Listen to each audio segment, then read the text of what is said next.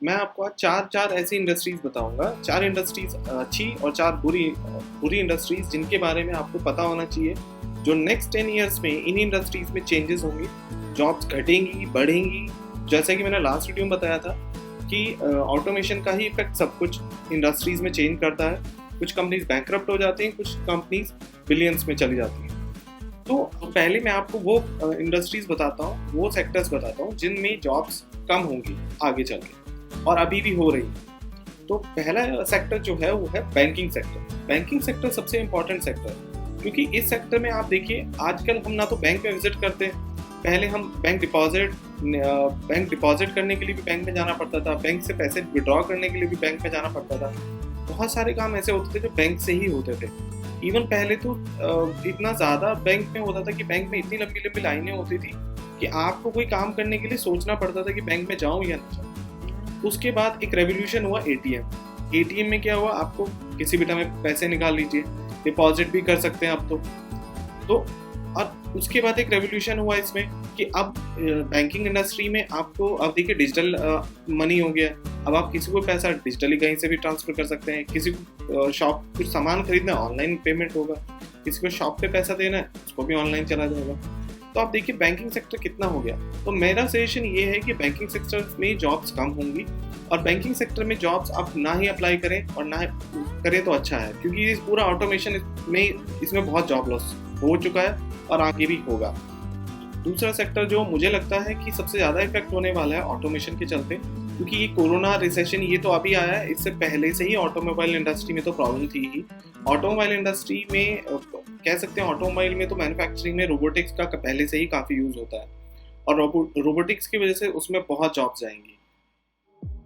तो automobile sector में तो मुझे लगता है कि जैसे फ्यूचर में ड्राइवरलेस कार्स आ जाएंगी तो गाड़ी की सेल्स पे भी इफेक्ट पड़ेगा और ऑटोमोबाइल इंडस्ट्री भी मतलब काफ़ी जॉबलेस अभी हो रहे हैं और आगे भी मुझे लगता है इसमें ये सीज़न कंटिन्यू रहेगा। तीसरा जो सेक्टर है वो है जिसके लिए पूरे दिन रात लोग परेशान रहते हैं और अगर मैं कहूँ तो हर फ्रेशर की, हर एक बंदे की इच्छा होती है government sector, government job. Government jobs में आप देखिए कितना ज़्यादा प्राइवेटाइजेशन हो गया चीज़ों को लेकर। ऑटोमेशन तो वहाँ भी आएगा भाई, जितने भी बैंक्स हैं आपके उनमें भी तो ऑटोमेशन हो रहा है ना, तो कहाँ जॉब्स आ रही है। तो आप देखिए ना, पहले जितनी जॉब्स आती थी उसके कंपैरिजन में अभी गवर्नमेंट सेक्टर में कितनी जॉब्स आती हैं। तो गवर्नमेंट सेक्टर भी एक ऐसा सेक्टर हो सकता है इसमें जितने भी सेक्टर हैं जिसमें ऑटोमेशन का इफेक्ट आएगा और जॉब कम होंगी, ये मेरा मानना है। मैं ये नहीं कह रहा कि हाँ ये होगा, बट लगता तो यही है। जो अभी रिसर्च हो रही है, जो अभी हम देख पा रहे हैं, लग तो यही रहा। चौथा सेक्टर जो है वो है मैन्युफैक्चरिंग सेक्टर। मैन्युफैक्चरिंग सेक्टर पे ऑटोमेशन का बहुत ज़्यादा इफेक्ट पड़ेगा। मैन्युफैक्चरिंग चाहे ऑटोमोबाइल हो, चाहे कोई भी प्रोडक्ट हो, जितना भी काम ह्यूमन बीइंग कर रहे हैं या प्रोडक्शन लाइन में कर रहे हैं या कोई भी प्रोडक्शन हो रहा है किसी प्रोडक्ट का, वो सब मैन्युफैक्चरिंग सेक्टर से ही जुड़ा हुआ है। तो इस मैन्युफैक्चरिंग सेक्टर में जितनी फैक्ट्रीज हैं, जितने भी प्लांट्स हैं जहाँ पे कोई भी प्रोडक्ट मैन्युफैक्चर होता है, वो सब ऑटोमेटेड हो जाएगा। तो यहाँ पे जो लेबर्स की रिक्वायरमेंट है वो कम होगी।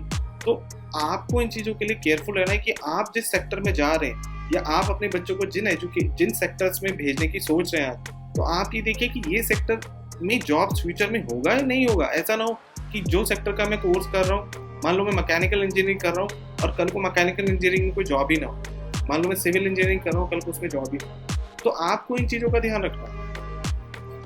अब तो अभी मैंने 4 कंपनीज आपको बताए हैं जिसमें जॉब्स कम होंगी। अब मैं आपको वो 4 इंडस्ट्रीज या सेक्टर्स बताता हूँ जिसमें जॉब्स इंक्रीज होंगी। तो पहला सेक्टर, सबसे इंपॉर्टेंट सेक्टर है हेल्थ सेक्टर। हेल्थ सेक्टर में तो बहुत जॉब्स आएंगे।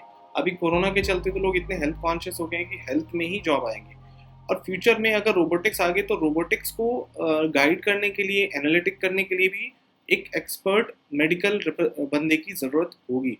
तो मेडिकल लाइन में या हेल्थ सेक्टर में बहुत ज़्यादा लोगों की ज़रूरत पड़ेगी आगे चल के, क्योंकि जब पॉपुलेशन इंक्रीज होगी तो उनको हेल्थ इशू भी आएंगे।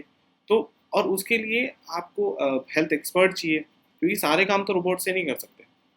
और ये हमें भी पता है कि ऐसा नहीं है कि हर काम रोबोट करेगा, कुछ काम ह्यूमन भी करेंगे। ह्यूमन और रोबोट दोनों साथ साथ काम करेंगे। लोगों को लगता है कि हाँ कि सारे काम रोबोट्स करेंगे, लेकिन ऐसा नहीं है। ह्यूमंस और रोबोट्स दोनों मिलके काम। दूसरा एक बहुत इंपॉर्टेंट सेक्टर है जिसकी तरफ लोग अभी ध्यान भी नहीं दे रहे हैं, मैं आपको बताता हूँ। इस सेक्टर का नाम है एनर्जी सेक्टर। एनर्जी सेक्टर बहुत ज़्यादा इंपॉर्टेंट होने वाला है। अब देखिए आपके घर में जितने भी इंस्ट्रूमेंट है सभी इलेक्ट्रिक पे चलते हैं। इलेक्ट्रिक पे चलने से होता क्या है कि जितने भी आपके पास प्रोडक्ट्स हैं जो आप यूज़ करते हैं, जैसे चाहे वो मोबाइल हो, चाहे आपका फैन हो, एसी हो, टीवी हो, फ्रिज हो, आपका सब सारा दिन अगर हम घर पे भी रहते हैं तो हमारा इलेक्ट्रिक तो यूज़ होता ही है।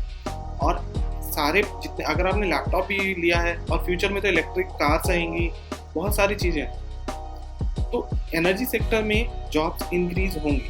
तो एनर्जी सेक्टर में बहुत सारे होंगे, बहुत एनर्जी सेक्टर में तो आपको काफ़ी सारे ऑप्शन मिल सकते हैं। इसमें सोलर इंडस्ट्री भी हो सकता है, रिन्यूएबल एनर्जी है, विंड एनर्जी भी हो सकता है। इसमें आपका क्लाइमेट चेंजेस पे भी काफ़ी फोकस किया जाएगा।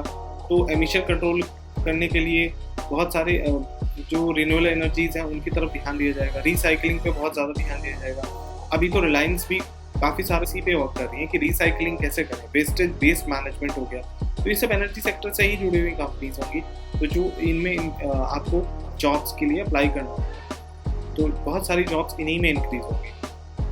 तीसरा सेक्टर है एजुकेशन सेक्टर। देखिए एजुकेशन सेक्टर तो इम्पॉर्टेंट है। एजुकेशन सेक्टर के बिना तो काम नहीं चलेगा। देखिए अभी जैसे गवर्नमेंट ने भी अभी एजुकेशन पॉलिसी चेंज की है, तो वो भी यही चाहते हैं कि स्किल्ड हो, क्योंकि उनको भी समझ में आ गया है कि भाई हाँ, बिना स्किल के तो काम चलेगा। क्योंकि मैं आपको हर वीडियो में यही कहता हूँ, स्किल इम्पॉर्टेंट है, बाकी कुछ भी इम्पॉर्टेंट नहीं। और कुछ टाइम बाद आप देखना ये डिग्री ये सब यूजलेस हो जाएगा। सिर्फ एक ही चीज़ काम करेगी, स्किल।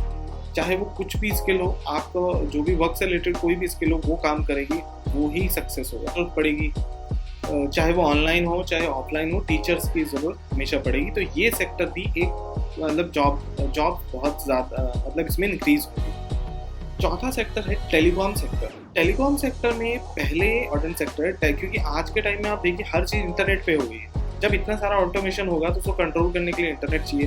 और आप भी देखिए डेली बेसिस पे अगर आप कितना इंटरनेट कंज्यूम करते हैं, आप वीडियो देखते हैं, आप ऑडियो देखते हैं, वीडियो, ऑडियो, टीवी, सब कुछ इंटरनेट से चलता है आजकल। तो ये इंडस्ट्रीज भी आप देखिए, ये इंडस्ट्री भी काफ़ी अच्छा करेगी। जहाँ तक मुझे लगता है इसमें हमेशा जॉब आगे भी इंक्रीज होती रहेंगी। तो ये इस वीडियो का पर्पस मेरा आपको ये बताने का था कि जिससे आपको पता चल सके किस इंडस्ट्रीज में जॉब कम होंगी, किस इंडस्ट्रीज में इंक्रीज होंगी, तो आप अपने स्किल्स को उसी हिसाब से इम्प्रूव कर सकें। तो ये वीडियो आपको कैसा लगा, लाइक, शेयर, कमेंट ज़रूर करें। और कमेंट बॉक्स में कमेंट करके मुझे बताएं कि आपको ये वीडियो कैसा लगा। अगर आपके कोई डाउट्स हैं तो आप मुझे ईमेल भी कर सकते हैं।